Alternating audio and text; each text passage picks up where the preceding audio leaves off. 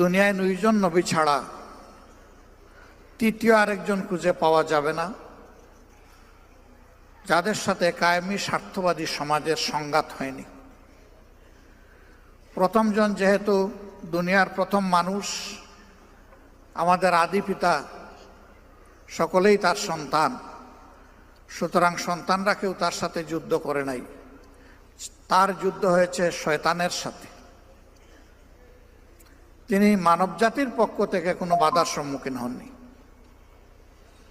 আরেকজন হচ্ছেন হজরতে সুলাইমান আলাইহিস সালাম।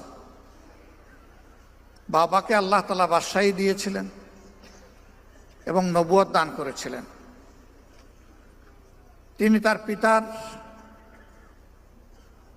পরবর্তী উত্তরাধিকার ছিলেন। আল্লাহ তাকেও নবুয়ত এবং বাদশাহী দান করেছিলেন। এমন কিছু নিয়ামত আল্লাহ তাআলা তাকে দান করেছিলেন যে স্বয়ং জিন এবং শয়তানরাও তার অনুগত হতে বাধ্য হয়েছিল।